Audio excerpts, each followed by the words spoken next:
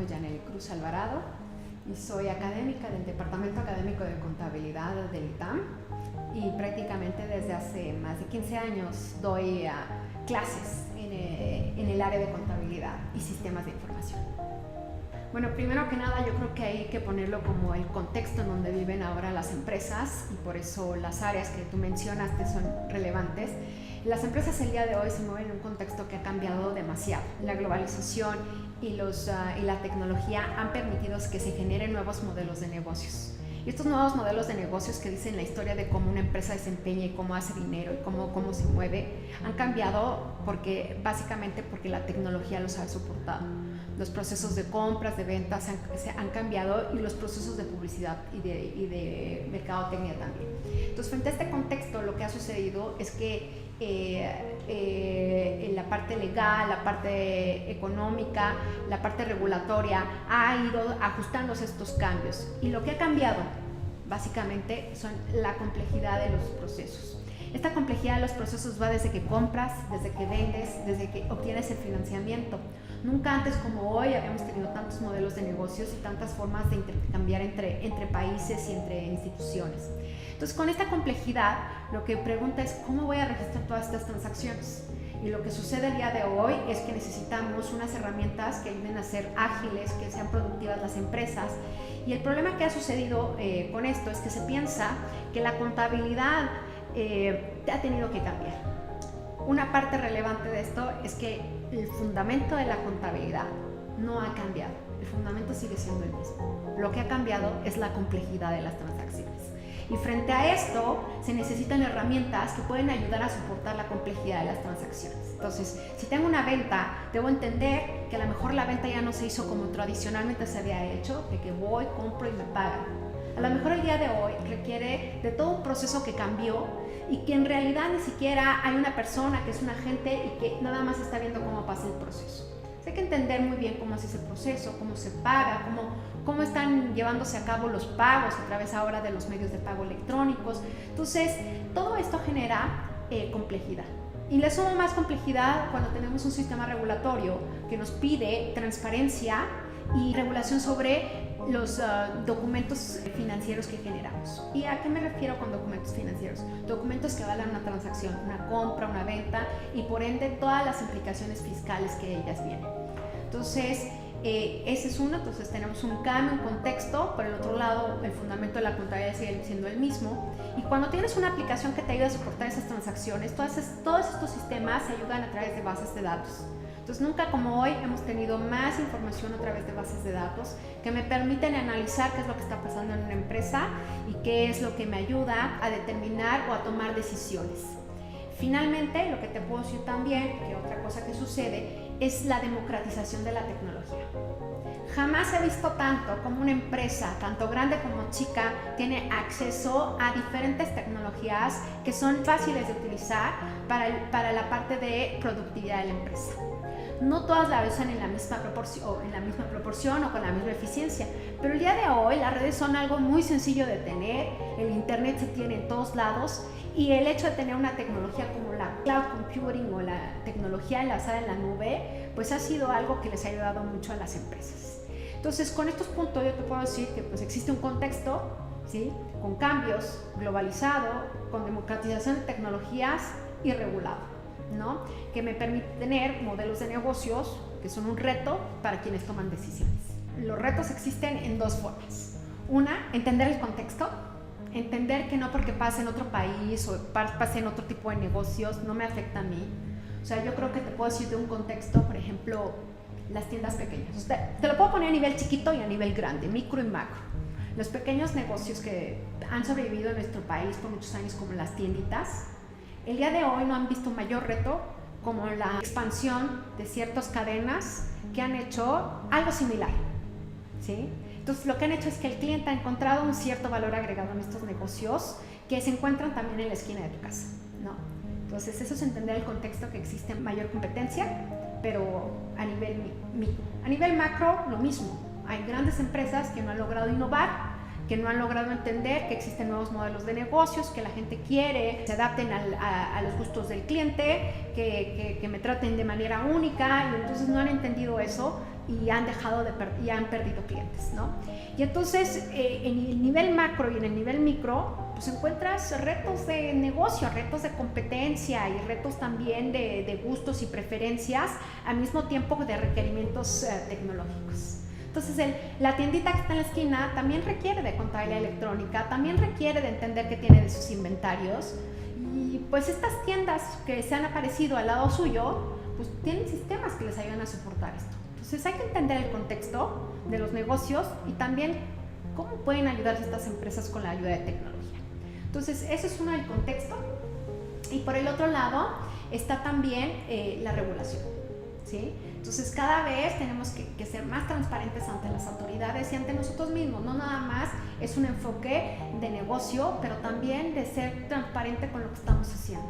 Enfocado en los estudiantes es un poco el desafío de entender y adaptarse a cómo funciona un negocio, ¿sí? Tú en una clase de contabilidad aprendes contabilidad básica de una empresa y tienes que entender cómo se va a llevar a cabo estas transacciones en un ambiente diferente. ¿Qué pasaría si ya no tengo inventario? Si todo lo tengo en consignación. ¿O qué pasaría si ya no tengo un solo proveedor, sino me dedico a tener muchos proveedores y hago una sola? Entonces hay que entender que el alumno tiene que ser adaptado, que tiene que entender cómo funcionan los negocios, porque no hay un solo modelo de negocios. Y por el otro lado, que se puede ayudar de las tecnologías para soportar todas las transacciones que se tienen que hacer a mano. Y finalmente, porque eso es lo importante, es que al tener tantas transacciones de forma diferente, se almacena todo en una base de datos. Y que eso es lo más importante, de cómo los estudiantes pueden generar valor para las empresas con el análisis de la información, ¿sí? Que empiecen a ver el valor de analizar lo que está sucediendo y no estar pensando en cómo voy a hacer las transacciones. Eso no es lo relevante. Entonces aquí encontramos algo que prácticamente ya podríamos visualizar, que es cómo se genera la cadena de valor de la información, ¿sí?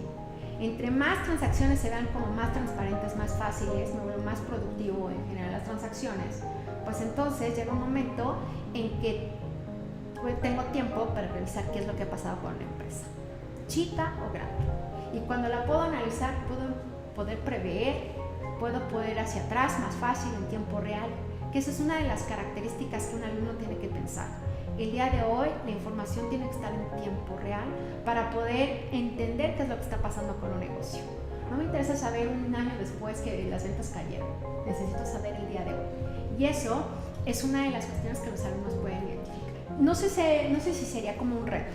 Los alumnos el día de hoy, ¿sí?, lo que tienen es que encuentran los dos un modelo tradicional y encuentran la innovación de los modelos de negocios.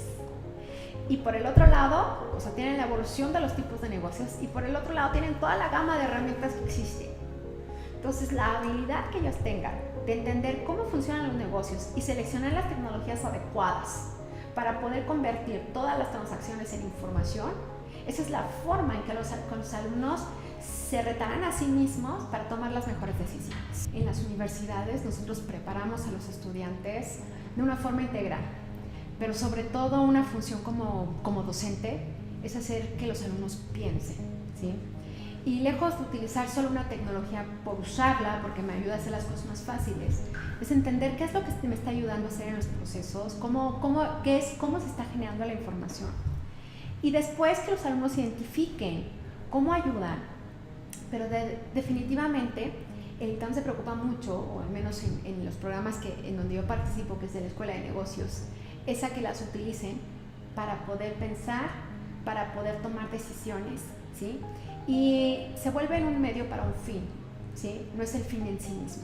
Entonces la tecnología, ¿sí?, es el medio que me va a ayudar a permitir ser mejor profesionista, tener mejores habilidades y desempeñarme para poder desarrollarme en un contexto en donde pueda tener un México mejor. En realidad México comenzó con este proyecto, como este proyecto liderado o propuesto por la OSD, ¿sí? Y México comenzó con la contabilidad electrónica con un como proyecto liderado también por el SAT para implementarlo, y ciertamente hay una regulación que exige mayor transparencia de las transacciones. Y entonces, si hablamos de ventaja o desventaja, la verdad es que podemos encontrar de las dos, ¿sí?